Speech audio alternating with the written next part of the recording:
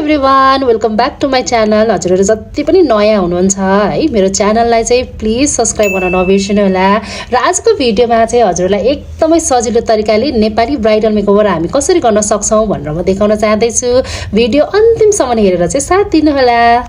ल मैले उहाँको आइब्राउ र एक साइडको आई मेकअप गरिसकेको छु। अब यही सेम आई मेकअप चाहिँ म हजुरलाई एकदमै सजिलो तरिकाले देखाउन चाहदैछु है। ल हामीले कुनै पनि आई स्याडो एप्लिकेसन गर्नुभन्दा अगाडि चाहिँ पहिला सुरु कन्सिलर लगाउनु पर्यो। अनि कन्सिलरलाई चाहिँ हल्का मैले पाउडरले पनि सेट गरिदिएको छु है त। अब यतिको आई बेस बनाइसकेपछि चाहिँ हामी आई स्याडो एप्लिकेसन गर्छौँ है। र मेन कुरा हजुरले के ध्यान दिनु पर्यो भनेदेखि कुनै पनि आई मेकअप गर्नुभन्दा अगाडि चाहिँ हजुरले यतिको बेस चाहिँ रेडी गर्न चाहिँ एकदमै धेरै इम्पोर्टेन्ट छ है त। ल मैले एउटा ब्लेन्डिङ ब्रसमा चाहिँ डार्क ब्राउन सेड कलर लिएर चाहिँ हेर्न सक्नुहुन्छ आउटर कर्नरमा यतिको ब्लेन्ड गरिदिइसकेको छु। अब यसकै माथिबाट चाहिँ हामीले अलिकति लाइट कलरको सेड लिएर यसलाई फेरि ब्लेन्डिङ गरिदिन्छौँ। र आई स्याडो एप्लिकेसन गर्दाखेरि चाहिँ हजुरलाई कतिको लाइट मनपर्छ अथवा कतिको डार्क मनपर्छ त्यो अनुसारको कलर एप्लाई गर्न सक्नुहुन्छ। मैले चाहिँ आज एकदमै सिम्पल राख्ने भएको कारणले गर्दाखेरि चाहिँ कलरहरू त्यति धेरै एप्लाई गरेको छैन। अब हेर्न सक्नुहुन्छ ऐकै डार्क ब्राउन कलर लिएर चाहिँ मैले आउटर कर्नरमा चाहिँ फेरि ब्लेन्ड गरिदिइरहेको छु। अब यो आई मेकअप गर्न चाहिँ धेरै नै सजिलो छ, तर कलरको चाहिँ लाइनिङहरू देखियो होइन, स्मुथली ब्लेन्ड भएन भनेदेखि चाहिँ हाम्रो आई मेकअप राम्रो हुँदैन। त्यो भएको कारणले गर्दाखेरि चाहिँ सकेसम्म यो आई मेकअप गर्दा चाहिँ हजुरले मजाले टाइम दिएर गर्नुभयो भनेदेखि चाहिँ एकदमै राम्रो हुन्छ है त रिजल्ट। ल मैले अब इनर कर्नरमा चाहिँ पहिला पाउडरले सेड गरिदिएर अनि त्यसपछि व्हाइट र गोल्डन सिमरलाई चाहिँ मिक्स गरेर यसरी एप्लाई गरेको छु है।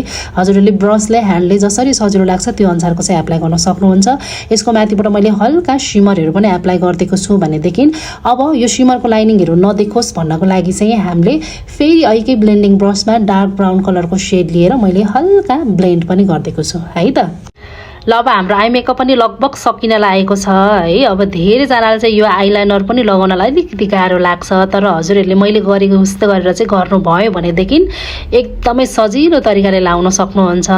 हेर्न सक्नुहुन्छ हजुरहरूले आउटर कर्नरमा चाहिँ पहिला सुरु हामीले यसरी सिधा लाइनिङ तान्ने अनि इनर कर्नरबाट चाहिँ हजुरहरूले मजाले ल्याएर त्यही चुच्चो पोइन्टमा हजुरले कनेक्ट गरिदिएर भित्रपट्टि ग्याप जति छ त्यसमा भरिदिनु भयो भनेदेखि चाहिँ यो आइलाइनर यतिको रेडी हुन्छ है त।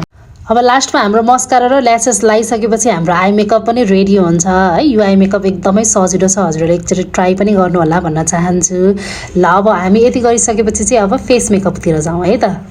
अब आइब्राउ र हाम्रो आई मेकअप सकिसकेपछि चाहिँ लगभग मेकअप पनि सकिन लाग्यो भनेर बुझ्दा पनि हुन्छ, किनभने फेस मेकअपमा चाहिँ मलाई त्यस्तो धेरै टाइम लाग्दैन है। हामीले कस्तो फेसमा चाहिँ कस्तो खालको प्रोडक्ट लगाउने अनि कुन पछि कुन लगाउने र हाम्रो फेस अनुसारको चाहिँ कसरी चाहिँ फाउन्डेसनहरू चुज गर्ने होइन, कलर करेक्टहरू कसरी गर्ने भन्ने त्यो आइडिया भइसकेपछि हाम्रो फेस मेकअप त लगभग आधी घन्टामा मजाले सकि नै हाल्छौँ। ल फेस मेकअपमा सबैभन्दा फर्स्टमा हामीले मोइस्चराइजर सनस्क्रिन प्राइमर लगाइसकेको छौँ है। अनि उहाँको फेसमा चाहिँ हेर्न सक्नुहुन्छ अलिकति अन्डर आईमा चाहिँ डार्क सर्कलहरू पनि छ, मैले त्यसको लागि कलर करेक्ट पनि गरिदिइसकेको छु। हल्का रेड कलरको पिम्पल्सहरू पनि छ, मैले त्यसमा पनि अलिकति ग्रिन करेक्टरहरू लगाएर चाहिँ कलर करेक्ट गरिदिएको छु। अब यति गरिसकेपछि हामी फाउन्डेसनको प्रोसेसमा छौँ है। अनि फाउन्डेसनको सेड चाहिँ सकेसम्म हजुरले आफ्नो स्किनसँग ठ्याक्कै मिल्ने खालको सेडै चुज गर्नु होला है। एकदमै सेतो पनि होइन कि एकदमै कालो पनि हजुरले चुज नगर्ने है। आफ्नो स्किनसँग ठ्याक्कै मिल्दोजुल्दो सेड चुज गर्नुभयो भनेदेखि चाहिँ एकदमै राम्रो हुन्छ। अब यो आफ्नो स्किनसँग चाहिँ ठ्याक्कै मिलेको कसरी थाहा पाउने त भनेर पनि हाम्रो स्टुडेन्टहरूले क्वेसन गर्नुहुन्छ क्लासमा है। त्यो मैले सबै उहाँहरूलाई देखाएको हुन्छु, सिकाएको हुन्छु। अब हजुरहरूलाई पनि छिटै नै म युट्युब च्यानलमा पनि हालि नै हाल्छु, त्यसको लागि चाहिँ हजुरहरूले मलाई सब्सक्राइब गर्न चाहिँ बिर्सिनु भएन है त।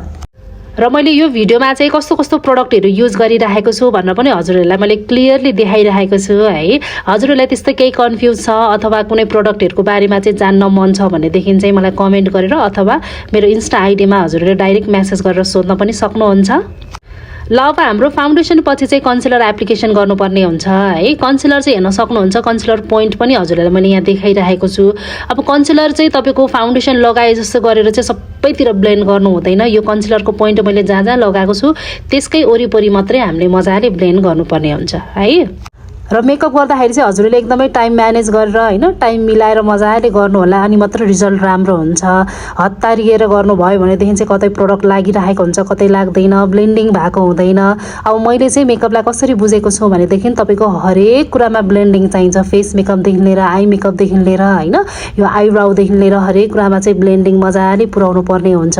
त्यो कारणले गर्दाखेरि चाहिँ टाइम दिएर राम्रोसँग गर्नुभयो भनेदेखि चाहिँ एकदमै राम्रो हुन्छ रिजल्ट है त। ल अब फेस मेकअपमा कुन पछि कुन गर्ने भनेर हजुरले हेरि नै रहनु भएको छ। अब कन्सिलर पछि चाहिँ मैले कन्टुरिङ गरिरहेको छु हेर्न सक्नुहुन्छ है। अब कन्टुरिङ पनि मैले एकदमै लाइट नै राख्न खोजिरहेको छु। अब आजभोलि चाहिँ हाम्रो ब्राइडहरूले पनि अलिकति सिम्पल मेकअप नै खोज्नुहुन्छ एकदमै हेभी मन पर्दैन भन्नुहुन्छ। त्यो भएको कारणले गर्दाखेरि चाहिँ आजको भिडियोमा अलिकति सिम्पलै मैले ल्याएको छु र अर्को भिडियोमा चाहिँ म हजुरहरूलाई अलिकति हेभी खालको ब्राइडल मेकअप पनि कसरी गर्ने भनेर म छिट्टै नै भिडियो ल्याइहाल्छु है। अब हाम्रो फेस मेकअप पनि लगभग सकिन लागेको छ है। म अब यो अन्डर आईमा पनि हल्का आई मेकअप गर्छु। उहाँलाई मैले चाहिँ व्हाइट काजल लगाइदिएको छु वाटर लाइनमा भनेदेखि त्यसको अलिकति तलपट्टि चाहिँ ब्ल्याक काजलले चाहिँ हल्का ब्लेन्ड पनि गरिदिएको छु र यसो गर्दाखेरि चाहिँ हाम्रो आँखा पनि अलिकति ठुल्ठुलो देखिन्छ है। अब हजुरलाई व्हाइट काजल मन पर्दैन भनेदेखि चाहिँ हजुरले जस्ट ब्ल्याक काजल मात्र पनि एप्लाई गर्न सक्नुहुन्छ र ब्ल्याक काजल लगाएर चाहिँ हजुरले यत्तिकै नछोड्नु होला। त्यसलाई हल्का ब्ल्याक कलरको आई स्याडोले पनि ब्लेन्ड गरिदिनु भयो भनेदेखि चाहिँ आई मेकअप एकदमै राम्रो देखिन्छ।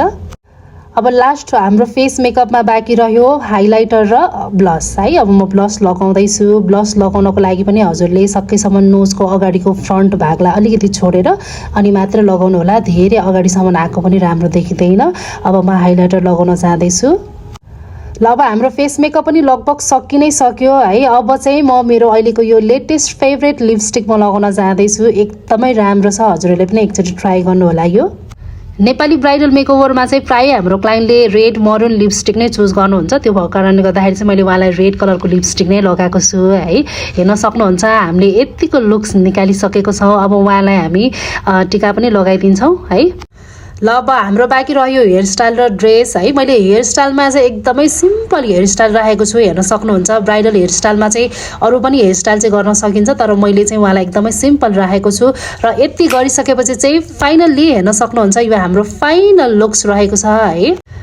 ल हाम्रो नेपाली ब्राइडल मेकओभर चाहिँ हजुरलाई कस्तो लाग्यो कमेन्ट गर्न नबिर्सनु होला भनेदेखि अब छिट्टै नै अर्को भिडियोमा चाहिँ कस्तो खालको मेकअपहरू सिक्न चाहनुहुन्छ त्यसको लागि पनि कमेन्ट गर्न चाहिँ हजुरले नबिर्सनु होला। र धेरैजनाले चाहिँ हजुरहरूको स्टुडियो कहाँ छ भनेर पनि सोध्नुहुन्छ। हाम्रो मेकअप स्टुडियो चाहिँ चापेली स्तूपामा हो र हाम्रोमा चाहिँ हजुरले मेकअप सर्भिस मात्र नभएर मेकअप क्लास पनि एभाइलेबल छ।